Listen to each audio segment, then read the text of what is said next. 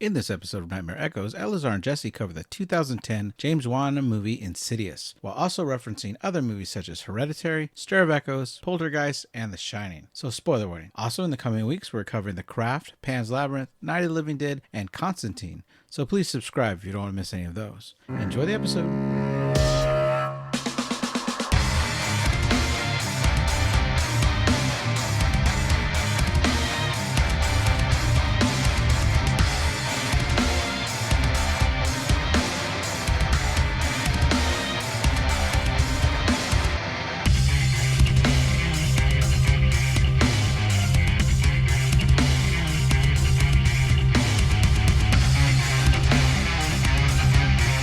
Hello everybody, and welcome to Nightmare Echoes. I'm your host Eleazar, and I'm joined by co-host Jesse. Jesse, how's it going? It's doing fantastic. Yeah. All right, we're covering Insidious 2010 today, directed by James Wan, written by Lee Winnell, who also plays Specs in this movie. Okay. I don't know if you knew that. He's also wrote Saws 1 through 3, and also was in the first Saw as a character named Adam.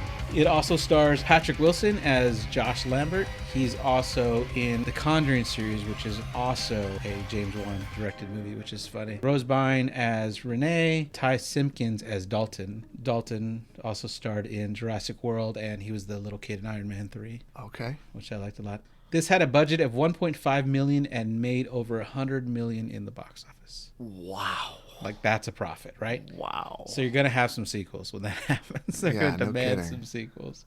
If you wanted to give, like, a spoiler-free review before starting, is there anything you'd want to say about the movie?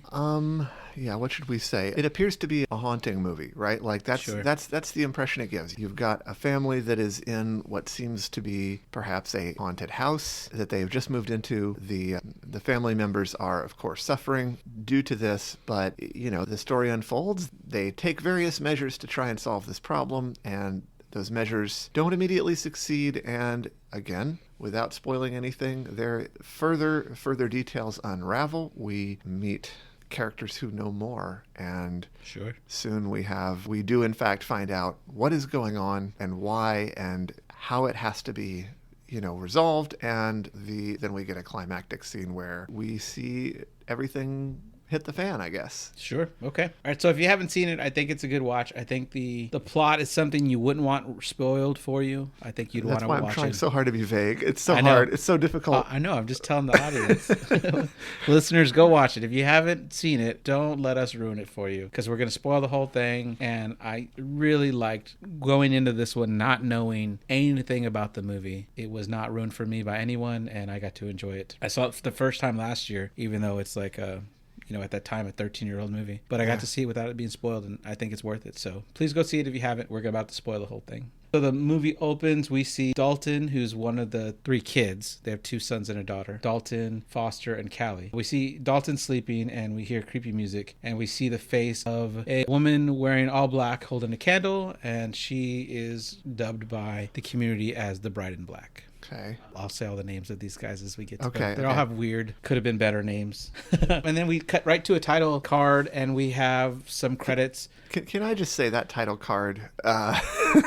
That is one of the better title cards I've ever seen. Yeah, the music was intense. Yeah, that's part of it, but also just it's the whole experience, right? Sure. Yeah, you can get my attention or lose me very early on in a movie, and the title card is so red and it's so evil, and the music is so evil, and I was like, you know, it gives you that immediate visceral sense of, oh, this is going to be good, right? Yeah. And we get a bunch of snapshots during this of like places in the movie that will be creepy, but the music is letting us know this is going to be creepy. Yeah, the music is great.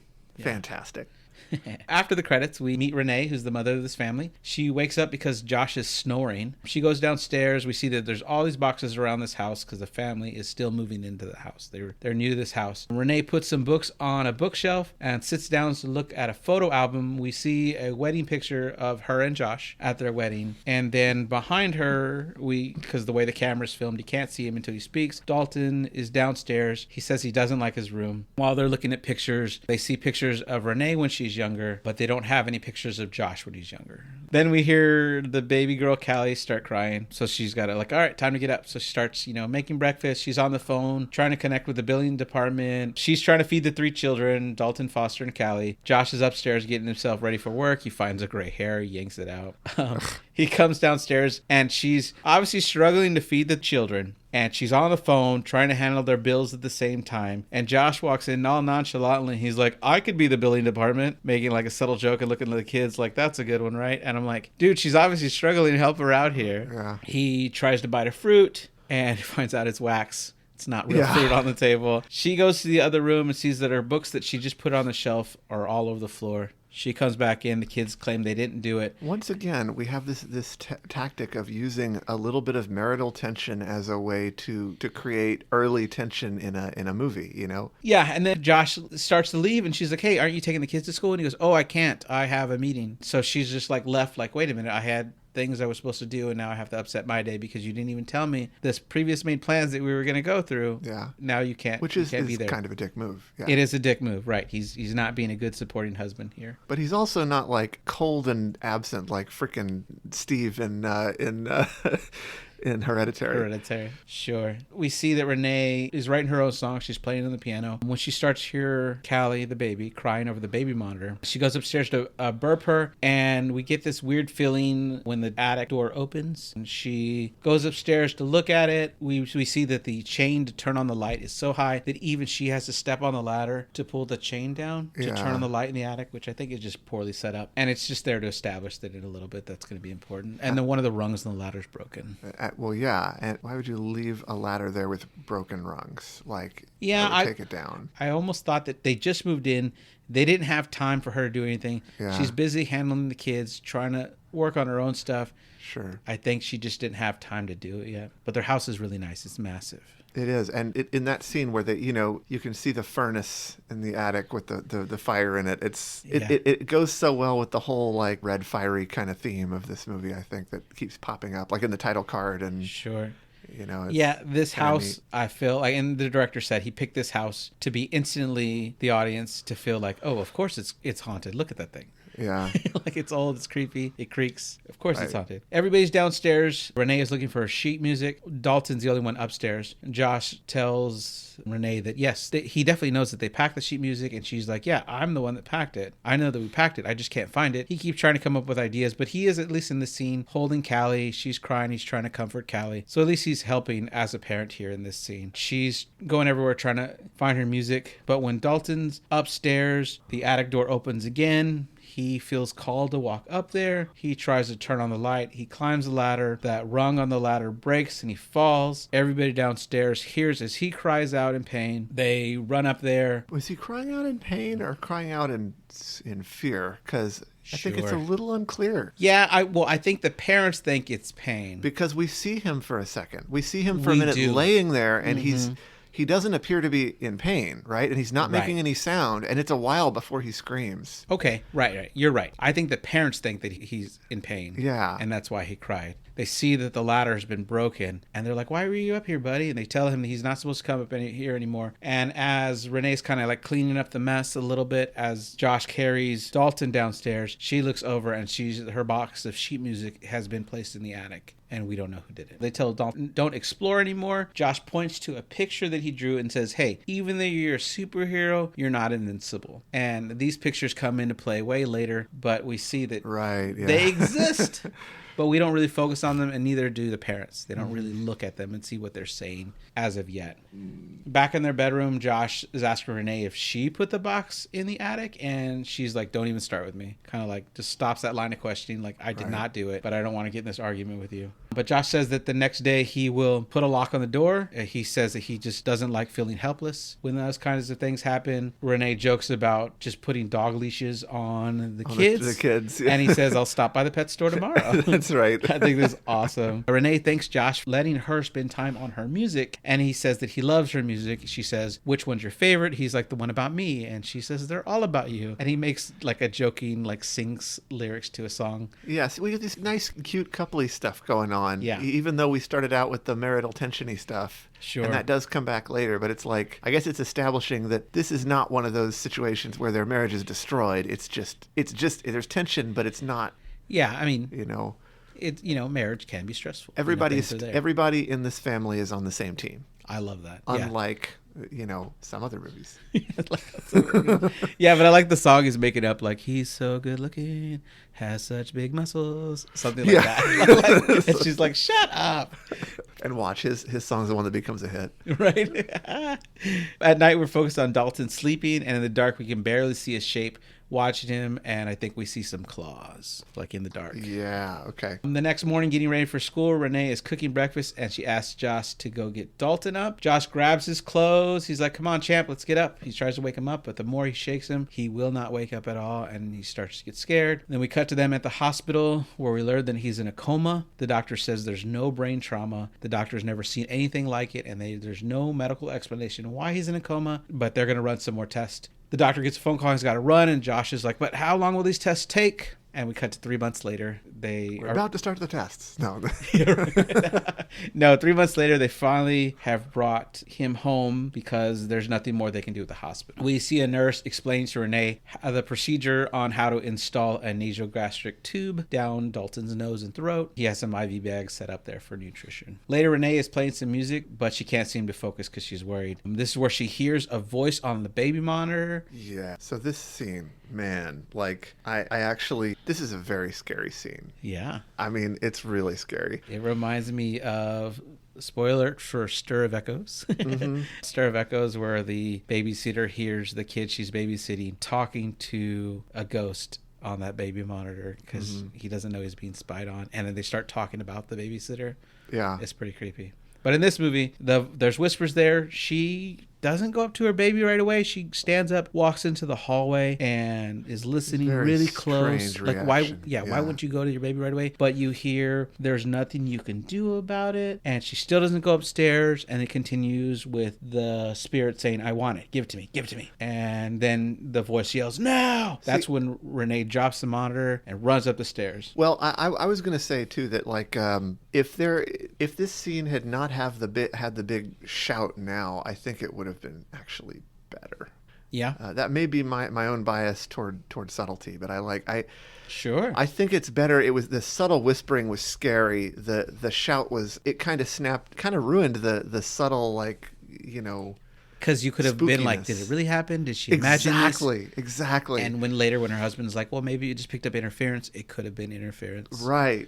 But there's no uncertainty when it's shouting so loud that it, Well, she gets up there, and Callie's standing up in the crib, but there's no one there. She even checks the closet, but there's no one there. At night, she's tucking Foster in, and she sees that he had earned an award, and it had today's date on it, and she wants to know why he didn't tell them. And I get the sense that Foster was just worried about bringing attention to himself when his brother is the really one that is in danger now, and he didn't want to bring up the fact that he got an award because his parents have enough to worry about. Yeah, it was a little sad. It kind of makes sense. I could see it, but it is sad. He asks if he could switch rooms because he doesn't like when Dalton wakes up in the middle of the night and starts walking around. And that's a wonderfully creepy line. Just confuses Renee. She doesn't know what to make of that. And they don't really show you that either. It's only alluded to, which is a beautiful technique, I think. Many horror movies have kids see things that the adults can't see. Yeah, but the fact that that we can't, that we never see it, and it's only something that's alluded to it, because it lets your mind fill in the details, right? It's awesome. And then we cut to night. We do see Foster staring at his brother from across the hall. He's like got the perfect angle from his door. He slowly closes the door. Then we show Renee in their bedroom telling Josh that she heard voices in the monitor. This is where Josh laughs it off, says it's probably interference, but then we suddenly hear banging from downstairs. Josh tells Renee to stay there while he runs downstairs, banging on the front door. He turns on the porch light, but then the light kind of goes out. So he gets a flashlight, shines it out there. He opens the front door without the alarm going off, which to me means the alarm wasn't set. They were just going to go to bed without the alarm being set. Because when he closes the door, then he programs the alarm to go on. Yeah, that is strange. Right? The thing that I thought was interesting, aside from the fact that they have the biggest door I've ever seen, it's pretty big, is the fact that it seems like a lot of the doors in this house lock from the wrong side. Like there's a key in the lock on the inside of the door. Is there? There is. I swear. I mean, unless I am just blind and crazy. Is it a double-sided lock? I guess it is. But there are other locks. It looked like there were other doors in the movie that locked from the wrong side, like doors to bedrooms that locked from the outside or something. Like I thought, and maybe my brain's playing tricks on me, but I noticed several times, like, isn't that the wrong side for the lock to be on? Well, the only scene that I could think of that we remember is later when they're trying to break into their child's room. It is locked from the inside of the room, and they're trying to bust in from the outside of the room, which would be on the correct side. Well, that would be the correct side. I agree. Yeah. So, I might have gotten confused. So in the scene's still going. Renee hears crying from Callie's room. She goes over to Callie's room. The room, when we enter it, is super red toned, and we see a spirit on the other side of the curtains, and this spirit has been labeled the long-haired fiend by the community.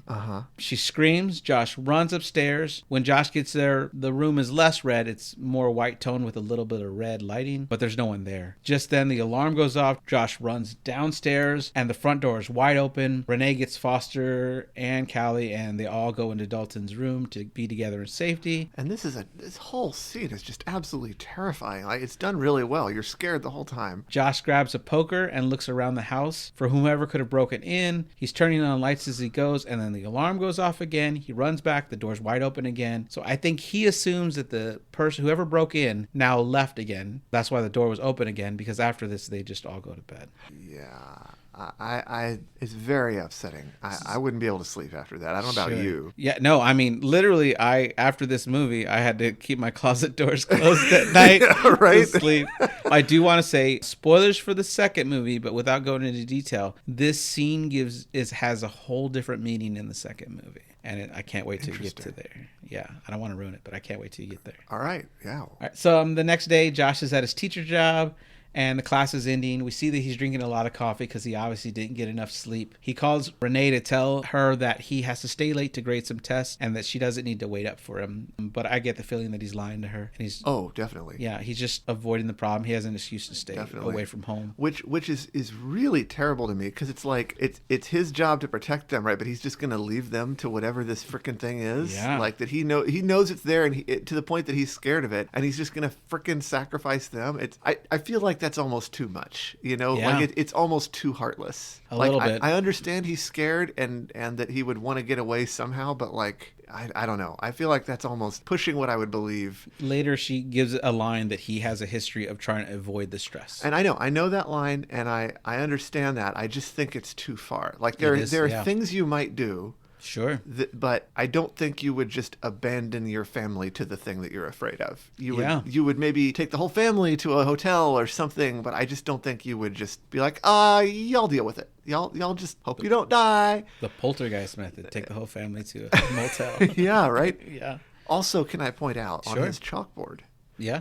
In that scene, there is the saw guy, the jigsaw guy, and the number 8, and I don't know what that means. So it has it also has the name of a lot of the cast there. Oh, really? Yeah, they're like names on the chalkboard, a lot of the cast. But the Saw was because Lee Winnell, who plays Specs, also wrote Saw, right, and plays Adam in the Saw movies. Right, so that makes sense, but I was like, why is there an 8? I'm sure that's in trivia somewhere, and I forgot to... Okay. Write it down. Well, I was wondering as soon as I saw it. It was very conspicuous. It was not very hidden. The next day, Renee is speaking to her nurse about Dalton's recovery chances, and the nurse tries to give her hope, saying that if fate thinks it can mess with you, that it mess with the wrong badass chick. Like, you know, you're strong enough to do it. And the nurse is about to change Dalton's sheets, but Renee sends her away. He's like, I'll get it. And I feel like, yes, Renee wants to feel useful and like she can do something for her son, but she's obviously overwhelmed, and any parent would be in this situation with their kid being in a coma. Yeah. If you are paying for the nurse's help, let the nurse do her job and let the nurse change the sheets and help you out in the stuff. But because she sent her away, she's the only one that if is able to discover what first looks like blood, but is eventually, the handprint of the lipstick face demon, which is the name that the community has given him. Although Dalton later calls him man with fire in his face. Yeah, Neither name is amazing. I'm not crazy about that. Yeah, but unlike other horror movies, all these demons and entities for these movies are made up for these films. They don't pull from culture, which is interesting. And it's fine. Yeah. In the context, I think, because they're just random ghosts, most of them. They're not like. I think it's different if you're gonna claim some character is very important and special, but these are just like random nobody spirits that are just dangerous. Right. Josh fell asleep at his class, and he checks a voicemail. Renee's asking where he's at. He arrives home, and Renee's outside and asks why he's been coming home late every night this week. And he says that he tries to say, well, I'm having to make money for Dalton's medicine treatment. It's not like it pays for itself. Yeah. So he's using that as an excuse, which is a little unfair, because she's obviously working hard to take care of the children, Very unfair. Yeah, okay, you're right. It's very unfair. He's kind of being a jerk there. He says, I'm dealing with this too, that I'm scared, but you want me to believe that this house is haunted. She's like, I'm tired of pretending it's not, basically. Like, I'm thinking of that meme. Like that, and she says, well, if you deal with the things in your own way, here, deal with this. And she gives him the sheet with the red handprint on it. And hadn't he already seen something by this point that was pretty clear during the whole... He hasn't seen a spirit yet. Okay, no. But he hasn't heard a voice. At the very least, he knows someone broke into the house. He does. And that is why, part of why I didn't think him just abandoning them to deal with everything was realistic. Like, sure. Someone's able to break into your house. You're not going to like... Yeah. Okay. I get you. So that night he's sleeping on the couch. Well, yeah. We pan through watching Foster sleep. We see an image of us walking down a deep red lit hallway with a lot of candles. We see more of Foster sleeping. We see a figure outside watching him. And then Renee wakes up, and this was all part of her dream. Although part of that was foreshadowing. Now, not in the dream, but in her bedroom alone, Renee sees someone pacing outside their house on the second story. Then on the third pass, the long-haired fiend is inside their room. She starts calling for Josh quietly and then screams when he's inside the room. And the long-haired fiend goes after her. She jumps off the other side of her bed, heads to the wall. When Josh gets up there, we see that Callie is also in the room. She's awake now, screaming because Renee wanted the baby closer to her because she was screaming. It woke up the baby. But Josh wakes up, doesn't see anything through the window. Renee tells Josh, don't you dare not believe me. And then her pleas turn into begging. She asks him to please believe her, and she tells them that they have to move, that she can't spend another night in this house.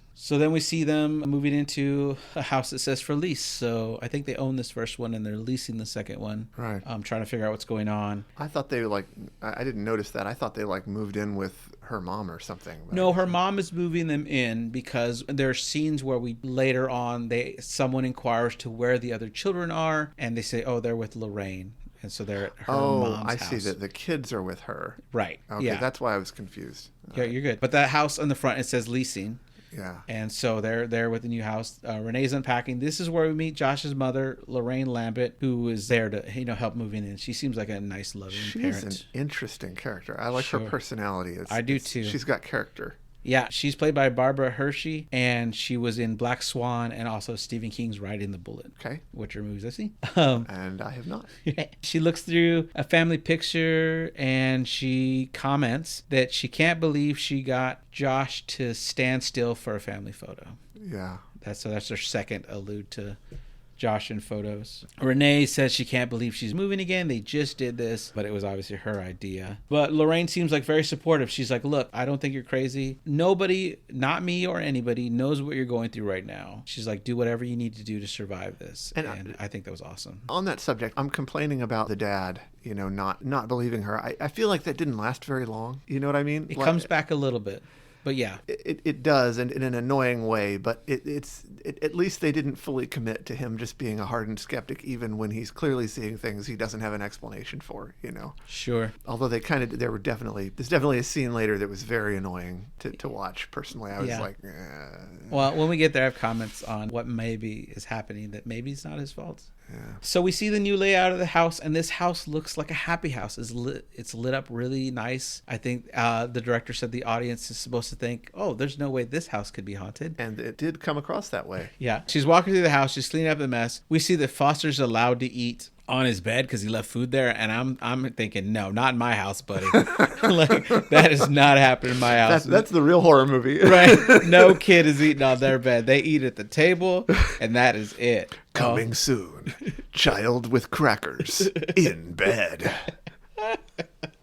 That's awesome. So she's cleaning up. She's walking to the kitchen. You know the scene where she grabs the trash bag to take it out? Mm-hmm. On the way to the trash bag, the little boy is hiding by the coats. He's like playing hide and seek. There's no music to cue you in. There's nothing other than him just standing there with his face against the wall like he's hiding to let the audience know, hey, you missed something. Because normally there'd be like a piano playing or something to signify it. So I had to watch it. On the second time I rewound it. I was like, wait. On my second viewing, I saw him. He's hiding there. It's insane. She goes to take the trash outside. As she looks inside the house, a record starts playing, an old-timey, happy song. And there's a kid inside. Looks like he's dressed from the 20s. Was it Tiptoe Through the Tulips yet? Or? That is it. Okay, yep. Tiny Tim. That's yeah.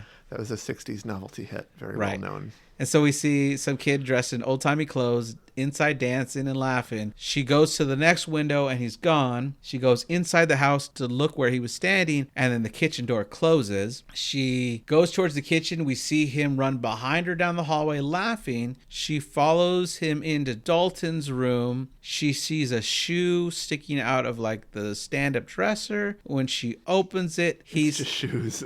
Yeah, right. But he's hiding in the dresser. He jumps out and is giggling like, you found me, and runs away. Like he's a playful, fun spirit just trying to play hide and seek. And yet still kind of scary. Yeah, she burst out crying. I mean, you don't know if he's going to think it's fun, playful to like stab you with a knife or something, right? And laugh the whole time. I mean, this is a horror movie. You don't know what's going to happen. This is true. Then Josh comes home and sees Renee speaking to a priest. And he delivers this great line. He's like, this is the first line of a joke, right? A guy comes home, finds his wife at home with a priest. I thought that was awesome. The priest's name is Liam Martin, and he's an old friend of Renee's. But he does not play a major part in this movie at all. We see that Lorraine's there. Father Liam thanks Lorraine for the tea, and he leaves. Renee is at the dining room table and is explaining to Josh the things that have happened in the new house. Josh asks, what, you brought a priest to exorcise it? Renee's like, I don't know what else to do. And he laughs it off. It's like, when's the last time you were at church? And then Lorraine starts backing up Renee, saying that she's experienced, the experiences are real, and that she had a dream last night about things going on in this house. And when she's talking about the dream, we're zooming into her, we're zooming into Josh. Josh is in front of a blue and gray painting, so that when we see the face for the first time of the lipstick face demon that's right behind Josh, it really pops out because it's red right in front of blue and gray. And that works well. I will say, though,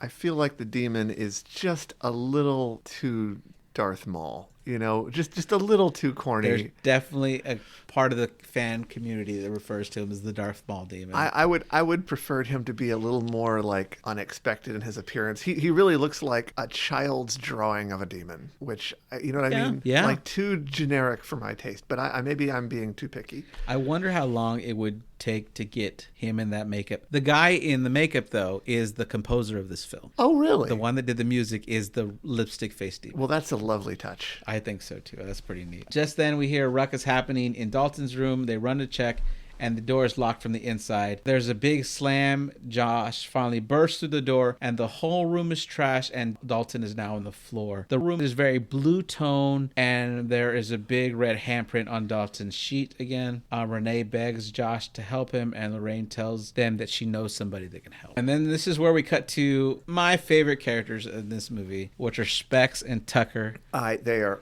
awesome. Yeah. I love how their relationship evolves over the course of the movie. My gosh, yes. They're such a cute couple. They're cute. That's a funny way to put it. They do argue like a married couple all the time. That's funny. They're both in suits, and Tucker's eating a Hot Pocket. Renee asks where Elise is. Bex says, they send us ahead to check things out. And Tucker goes, it weeds out the nut jobs. Which is like awesome. They're arguing over the equipment and whose equipment is more important, or what part of their role is more important in this process. Specs does not stop talking while Tucker's trying to investigate. So Tucker eventually tells him, hey, can I be left alone to look at this stuff? He's got what looks like a kid's slider toy with the little picture frames that you click. Yeah, like the Viewmaster. Yeah. But they're all different shades of colors that you would look through. It probably was a Viewmaster, by the way. Yeah. I'm just going to point that out. Yeah, well, the little part of it that had the cells in it with different colors totally was that little film strip thing. But of course, he got very insulted when they point out that it's a Viewmaster. He says that it lets him view changes in UV light. Early on, I felt like Specs was a cool, nerdy guy, and Tucker was like an asshole. But I think I came to appreciate that they both mean well, and they just get on each other's nerves and have different styles.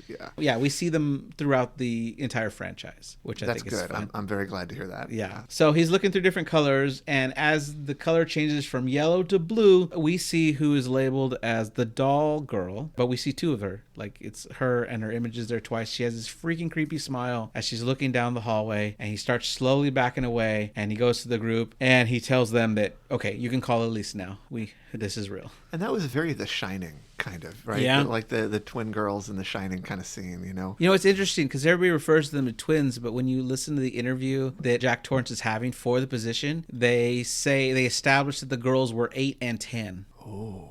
So they were not supposed to be twins. That's very strange. It is, right? Yeah. But there's a lot of parallels to The Shining here, actually. You know? There is. There's a lot of things that are similar. They also pull a lot from Poltergeist when doing this. Oh, movie. right. There's a lot of references to it, which is pretty cool. So the next day, Elise shows up. She's super excited to be there. She's like, you must be Josh. And she's like, you've grown so much since I've last saw you. And Josh is confused by this. And he goes, oh, me and your mom have been friends for a really long time. Tucker explains everything that they tested for. Elise asks about the old house, and Specs says that he can go do it. Tucker's like, well, I'd have to go with you. Who would run the equipment? And Specs is like, I mean, it's not that hard to run the equipment. And he's like, I would disagree with you completely. And Elise is like, all right, boys, don't worry. I don't think it's necessary. I don't think it's wiring. I don't think there's a reason to go to this old house. Well, you could just tell that she senses something already. But also, the characters are so great. Elise is also another great character with interesting and, interesting personality as well. Yeah. Like that's something that appealed to me about this movie is that the characters have interesting personalities. She kind of acts like she's their mother, like Specs and Tucker's mother. Well, I feel like that's kind of it's not that uncommon for a dynamic with the boss and the younger employees. Like I think that happens. I love, the whole group is great. The paranormal investigators. Well, I mean, everybody, like just the whole cast is really, the casting is interesting across the board. I was thinking that when I was watching, it's like, man, the casting is so interesting here. I actually feel like some of the acting was in sort of a traditional sense, maybe not very good. That some of the acting felt kind of wooden to me. Okay. But it kind of worked. Like, sure. I felt it kind of worked for the characters. Like, it just made the characters seem stoic, which worked. I think the script was really good. Yeah. And the directing and the score. It was pretty good. Yeah. Sorry. So Elise asked for permission to go throughout the house. They have the line where she says, I assume that the other kids are with Lorraine, and they say, yeah, Lorraine's taking care of Foster and Callie. Elise, when they go into a room, Specs wants to turn on the light, but she doesn't let him. But she's not looking. She's like looking the other direction. She's like, don't keep the light off. Like, she could sense that he was about to turn the light on, which is pretty cool. It seems like turning the light on scares the spirits away or something somehow. Sure. Or at least her ability to detect them. Well, but I mean, there's several scenes where you turn the light on and everything kind of disappears, like in this movie. Yeah, you're right. Yeah, towards the end, they're like, shine the light on Josh, shine the light on Josh. Exactly. That's what I'm talking about. Yeah. And so then she starts talking to Dalton and then looks up. She feels it and she looks up above him, calls Specs over, and she starts whispering to Specs. And he's drawing. Excitedly. Right. And he's using different color pencils to draw. And he keeps saying, slow down. But she's not getting any slower. He's trying to She's getting more and more frantic. Like she's almost panicked. Which panics Renee. Renee runs over, grabs the notebook out of their hands. And this is where we see the drawing of the lipstick face demon that is haunting Dalton. Everyone's in the living room and she goes into a little speech of like, normally I would do things slower, but I feel like there's no time for that. Assume by the fact that you've invited me into your house that I have permission to say these things, but what I'm about to say might go against any previous medical diagnosis that you've had before. But that she believes Dalton is not in a coma and had nothing to do with the latter. That Dalton is the one being haunted and it's not their house. That's why it follow them to this next place. She tells him that Dalton has the ability to astral project, but because he's done it most of his life, he thinks it's him dreaming, and because he thinks it's a dream, he's not scared. And it's the fact that he's not scared that has let him go further into what she calls the further. Upside down. Oh, yeah. The upside down. This predates that. A little bit. Yeah, that's funny. Further into the further, that's how he's become lost. How many other franchises can we name here? So she tells them that there's many spirits that just want to live in an empty shell. They crave life. They miss being alive. But there's others that are more malevolent, which is a different movie. And have a more insidious agenda. Yeah, you better get that word right. Considering it's the title of the movie. The title of the movie. Elise goes on to tell them that the demon seeks Dalton's body only to cause pain to others. I can respect that. Oh my gosh. Elise tells them that these entities need time and energy to get into Dalton's body, and the longer he is away, the weaker he gets. It's been 3 months. How long do you need? That's a good point. It seems like, Renee asks if there's anything they can do about it. This is where Elise says, well, it's a little unorthodox and you'll have to follow me with it. And this is where Josh loses his cool. He's like, nope, it's over. You can leave now. And Renee's like, you don't believe me. And he goes, I moved houses for you. How do I not believe you? But this is scamming, or at least dangerous and exploitative. But at least it doesn't last long. Like, at least he gets over it and comes back and like, yeah, okay, sorry. Sure. Yeah. Yeah. Because that night, he's in Dalton's bedroom. He seems to be kind of like praying, but not really, like begging him to come back to them. He looks at the pictures that he pointed out earlier when he was a superhero. He sees things that Elise has talked about. He sees the picture of the red-faced demon. He sees a picture of what could be described of him. He says, last night I watched myself sleep and then I floated away. This is the picture where he's wearing the cape. And he sees that, yes, this is him. And his view of astral projecting, there's pictures of the red-faced demon, and there's a picture of the red door. Yeah, everything is revealed, and like you said, I guess we saw that earlier in the movie, and we didn't have any idea what it meant, right? Sure. Chekhov's gun. The Red Door is the name of the 5th movie. Oh, is it? Yeah. Okay. Well, how could the Red Door be scary after we've already been there in the first movie? Yeah. I don't know. I got to do something new, man. The next day, the whole team is back. I was thinking it should. When I was seeing that too, I couldn't help. As soon as they eventually, I'm skipping ahead slightly, but when they finally go through the door, my first thought is, you are about to enter the scary door. Known as the Twilight Zone. Oh man. All right, now the whole team is back and they have a big setup with cameras. They're in Dalton's room. Elise tells them not to question what they're going to do and not to speak at all. She's going to be speaking really quietly, but Specs is going to be able to hear everything she says. He'll repeat it for them and write it down. She refers to Specs as Steven because his real name is Steven Fisher, and just for note taking, Tucker's full name is Tucker Croft. I had to look it up. I wonder if he's related to Laura. I don't know. Tucker puts a gas mask on Elise, and it is connected to headphones that Specs is wearing, so he can only hear her whispering. Kinky.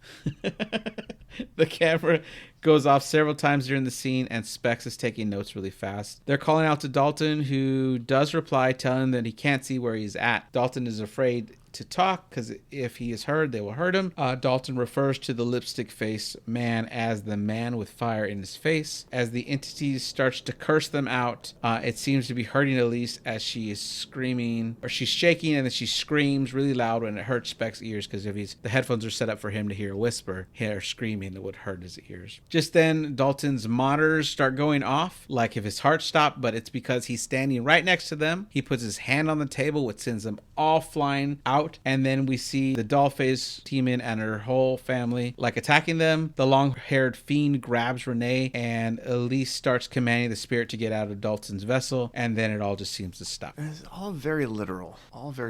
Yeah. Not a lot of symbolism in this movie. Okay, yeah, sure. They're looking through old footage. Specs is laying on the kitchen counter with a steak put on his face. People say this is a reference to Poltergeist, where the steak on that kitchen counter crawled across the table. And it was like the photographer that had happened, that like saw this happen and it freaked him out. We get Elise going to get the front door, and it's Lorraine at the front door, and Josh doesn't understand why she's there. And they have this whole scene where they explain to Josh that the reason their son can astral project is because Josh used to do it when he was 8 years old. And Lorraine at first didn't believe his claims, actually told him to just grow up, until she started seeing pictures of Josh. And we go through this picture after picture of showing the figure, which is known as the Bride in Black, getting closer and closer to possessing him. And the last picture they took as a child has the Bride in Black's hand right above Josh's shoulder, and he looks just miserable in this picture. But they tell him to stop it. They had to suppress his memory and suppress his ability to astral project. And so I think maybe this is why, even though he's seen evidence, he struggles to believe it, because they brainwashed him to not believe it was real. Some sort of post-hypnotic suggestion that he can't believe it. Yeah. Right. So I think it gives him a little bit of a pass on the not believing thing. I guess that's true. I wasn't thinking about it that way, but that's... I mean, that's the only explanation I have to like his character as much as I do like his character. Yeah. Well, he's very positive. I'll give him that. He's a very positive character. Yeah. They tell him the only way to rescue Dalton is for Josh to astral project and go into the further to save him. And Elise goes over some rules. He has to remember why he's traveling. He's not allowed to draw attention to himself. And if they realize he's there, they will come for his physical body. So Elise puts Josh in a hypnotic trance. He thinks it's useless. I don't know what I'm doing. And then he realizes he's already astral projecting. Yeah. As he's looking at his body. Kind of a cliche there, but... Yeah. So in the further, Josh walks outside the front door. A lantern is magically there for him to get. I don't think he's in the further yet. I think he's just astral projecting at this point. But oh, it's not till he goes through the red door that he's in the further? I think they even say that. Okay. Like, I think she even says, oh, he's reached the further or something like that. That makes sense. Yeah. Okay, right. Okay, my bad. So I think it's interesting that when he starts astral projecting, there is magically a lantern there to help guide him. I was assuming that was something somehow provided by Elise's, intervention. Maybe. That's pretty neat, though. He thinks he sees Dalton, but it's another child, and that child points him to the direction of the old house. And this made sense to me, because the boy got lost from his body astral projecting while they were in the old house. When they moved houses, it did not make it easier for him to find his body again. Oh, wow. That's a good point. I hadn't thought of that at all. I thought that was interesting. Like, at that moment, it's like, duh, let's go back to the old house. Right. So he goes in there. He sees the doll-faced girl and her family. They look like they're trapped in the end of their life where one family member kills the rest of the family.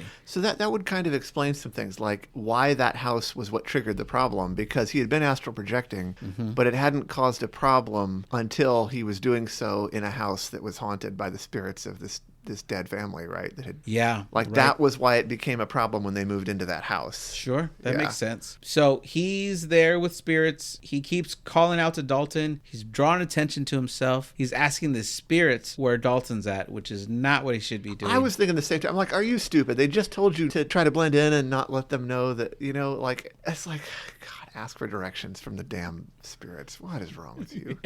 Josh eventually finds the red door from Dalton's drawings, and right as he's about to go in, he's stopped by the long-haired fiend. And while they're fighting, Elise tells Josh, "You are stronger because you're alive," which gives Josh the power to yell, "Get away from me!" And he shoves the long-haired fiend away. Then we're inside the door. I think you're right. This is where we make it to the further. We see this hallway, this red hallway lit by candles that was in Renee's dream earlier. Josh finds Dalton crying, and he's chained so he can't escape. Dalton points that the lipstick demon is there, and we see him sharpening his nails. He's got like this mirror with light bulbs around it, like someone, like a movie star putting on their makeup back in the 50s would look like. And he's in like a little loft room that's kind of above and to the side of where Dalton is chained. But the thing that's kind of getting me about all this, if Dalton's been chained up in the demon's dungeon, yeah, why hasn't the demon been torturing him yet? Why has that not happened? Yeah, I don't get it. I mean, he's just scaring him. I don't know. It doesn't... For 3 months, though?